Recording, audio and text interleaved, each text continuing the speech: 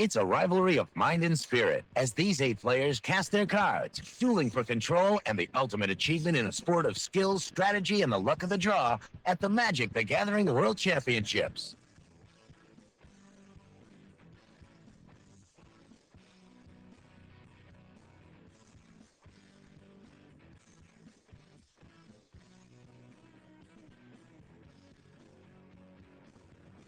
Magic the Gathering is a card game of skill and strategy, much like poker or bridge. The goal of Magic is to eliminate your opponent by knocking their score down to 0. Each player starts the game with a score of 20 and uses cards to attack their opponent in a variety of ways to lower their score. What makes Magic different from other card games is that competitors are allowed to build their own playing decks. Every deck must contain 60 cards, but each deck is a reflection of a player's personal playing style. Aggressive players usually choose cards which allow them to attack quickly and with great force, while more conservative players select cards which create a slower, more defensive game. So when 2 players compete in Magic, they pit both their playing skill and their deck design against each other. The first 3 days of the World Championships are devoted to grueling preliminary rounds, where competitors from 40 countries play a different game format each day for 21 rounds of Swiss pairings. Each game format requires players to build a different deck.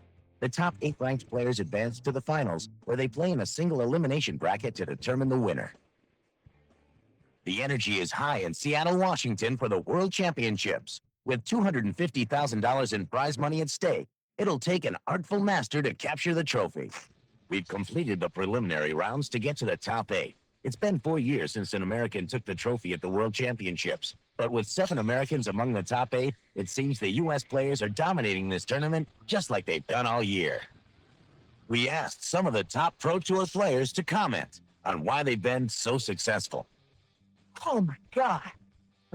I've been wondering why it is that the Americans have been doing so well this year. I mainly attribute it to the internet. What you have is a lot of players that are constantly together on the internet by constantly talking to each other, relating information. Americans have done really well on the Pro Tour this year. The main reason is just the sheer amount of tournaments and Magic players in the United States. It's such a diversified Magic scene between East Coast, West Coast, all the different areas. It gives a lot of different players ability to come up with ideas that you just wouldn't see in other countries. A lot of American players are able to play against each other a lot and just work a lot to see what works the best. That in turn translates to results.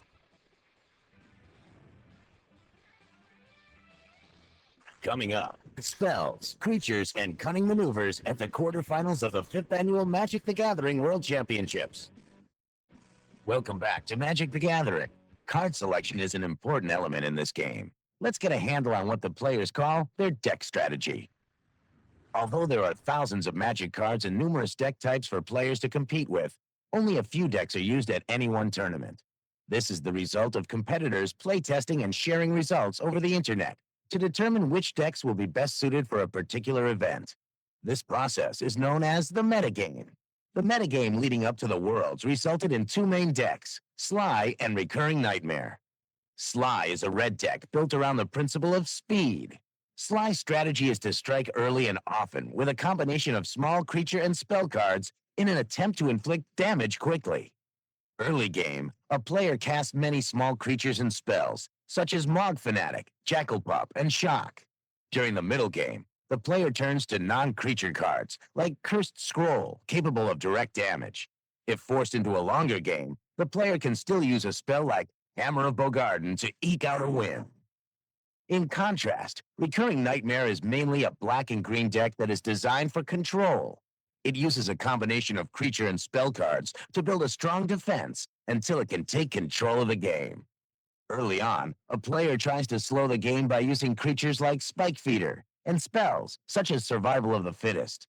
In middle game, the player will use the deck's key card, Recurring Nightmare, to draw more cards from his graveyard or discard pile, destroy an opponent's creatures, and gain additional points. Once control has been established in late game, the player pulls out one of his 2 powerful creatures, Burden Force or Spirit of the Night, to attack and win the game. Let's see how the top 8 fared in the quarterfinals. Levy versus Hacker began the round. Known for his wild blue hair and awesome playing skills, San Diego native Brian Hacker is no stranger to the Worlds competition. I get to be very aggressive with this deck. This deck is very fast, has a lot of creatures, and so from the first turn, I'll be putting a very aggressive stance against my opponent. I'm going to want to get a quick start. I'm going to want to put pressure squarely upon my opponent and make him have to deal with my threats. The competitive aspect is important to me. I like being in a tournament where there's 400, 500 people sometimes, all competing to be the best. And that competitive aspect is kind of a big adrenaline rush. Brian Hacker played the only rogue deck in the top 8, a mono white deck known as White Weenie. It was a tight match as Hacker battled Levy's recurring Nightmare deck. Hacker was leery of Levy's deck before going into the quarterfinals, but managed to drag out the match to the 5th game before losing. Levy advances to the semis, defeating Hacker 3-2. Quarterfinals continued with Selden versus Finkele. One of the most outspoken proponents of Magic, Chris Finkele has been a regular color commentator on the Pro Tour circuit. Well, the Pro Tour has done a lot for me in terms of I've been able to meet friends from all around the world, which is really cool. And the important thing is that it's intelligent people. I really enjoy playing the deck I chose to play in a standard tournament. The biggest thing is kind of a feeling of relief. You don't really quite have to think as much with this deck. You're just out there to kill your opponent. Why do I want to win? I think that making the top 8 kind of gets the respect back that I wanted to get. And from here on out, it's the money.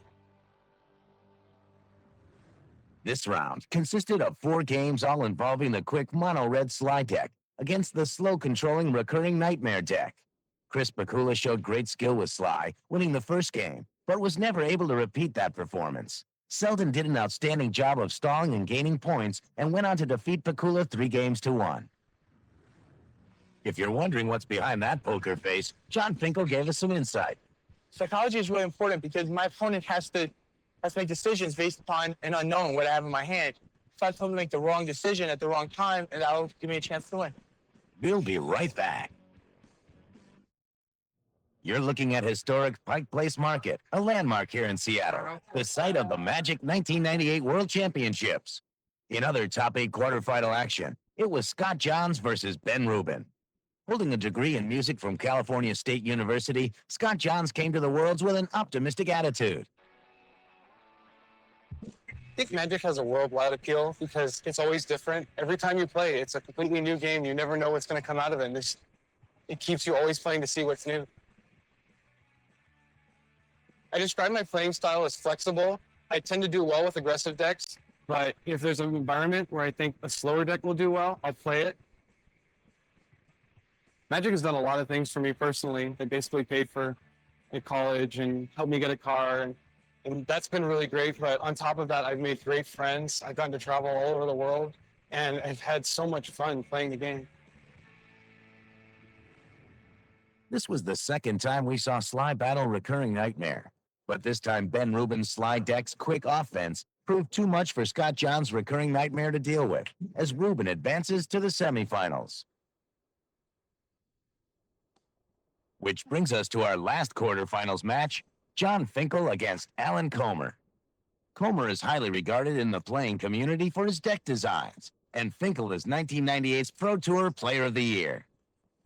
Leave it to Jon Finkel to disprove conventional wisdom about the Sly versus recurring Nightmare matchup. Finkel, this year's Pro Tour phenom, made the most of Sly and went on to defeat Comer 3-0, advancing to the semifinals. He'll play Pro Tour LA finalist Ben Rubin, while Frenchman Raphael Levy meets the rookie from San Diego, California, 17-year-old Brian Selden. The new Pro Tour season is quickly approaching. Look for these tournaments to produce more champions of Magic. The outcome of our first semifinal match is all in the cards. But before we get to Finkel versus Rubin, let's review how the game is played. Remember, each player starts with 20 points and a customized deck. Competitors draw cards from their decks to launch offensive and defensive maneuvers, which knock down their opponent's score. The game is over when one contender's score is reduced to 0. As we head into the semifinals, Jon Finkel and Ben Rubin both have their eyes on the title and the top prize. There's a lot of money at stake here. This match pits 2 different Sly decks against each other. Take creatures. Finkele has selected Fire Slingers, while Rubin plays Mog Flunkies and Goblin Vandals. This difference favors Finkele, as Fire Slingers will prove to be more disruptive, allowing Finkele to destroy most of Rubin's first and second turn creatures. Now let's look at land. Finkele has 18 land cards, while Rubin only has 17. This may not seem like a big difference, but Finkele has a better chance of getting early mana, which is crucial to the deck's consistency. Finkele is highly regarded as one of the best players in the game. I've always been interested in games, and I went to Game Shop one day, and there were people playing this card game. It looked interesting, so I started playing, and here I am, 4.5 years later, the World Championships. Basically, I'm just trying to make my opponent think that my hand is as good as possible. I want my opponent to be playing scared. Attitude is incredibly important. If you can make your opponent think that they're going to lose, a lot of times they will lose it. I think Magic is worldwide because it has a lot of concepts everyone can relate to. I mean, you don't need to understand English to understand what these things do, and you can, communicate with other people just by playing a game, and it's a lot of fun. Let's join commentators Brian Weissman and Chris Finkele for the first game of the semifinals now in progress. Jon Finkel's leading 18-15. Any draws? Ball lightning. Kaboom. What life is Rubin? Is it 15? Yep. Now we got some math to do. Finkel has 7 points in his hand. So that ball lightning changes the math a lot. Yeah, it That's sure does. That's what 6 ones do. And Ironclaw Orc can't even think about blocking. Do you think that Rubin's contemplating Fire Blast here? Fire blasting that he just drops him out of having the mana to use his Cursed Scroll. Either way, this ball lightning's horrible for Rubin. Yeah, definitely. When Rubin made the finals of Pro Tour LA, there was a lot of talk he was just kind of a flash in the pan. But obviously, he's in the finals here. He's kind of proven himself, hasn't he? Yeah, but whenever anyone's in their rookie season, somewhat of a attitude on the Pro Tour that maybe it was a fluke when they have their first good finish. But even though he's not going to be able to win the Rookie of the Year award, he's still definitely proven in just his first season that he's a force to be reckoned with on the tour. And I think we're going to see him doing well for quite a while. This is a tough situation. Tough call here. So you would not Fire Blast the ball. I'm not sure. I'm rethinking that now. I'm not sure what I would do. Take 6 like it's not. Both situations are horrible. That's part. One ball lightning changes everything.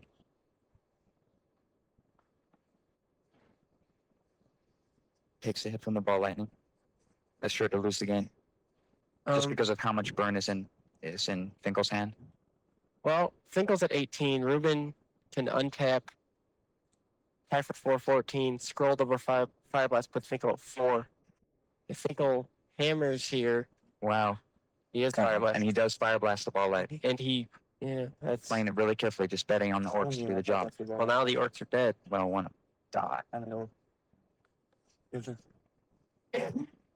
Knocks and draws. I didn't see Finkele at 16. I don't think it was a land. Oh, well, it was a land. Well, that's good. Drew him out. That's good for Ben. Exactly what he needed. And I still got an active scroll. Here comes the hammer. I think I'll draw a land here. This is bad. Gory. Ben. Land. It's a land. Wow. Dead orc. And that's hammer every turn. Bigger than scroll. Scroll you.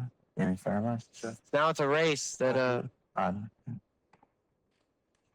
Ben does have 2 Fire Blasts. So if he draws 2 straight mountains, maybe he wins. Yeah.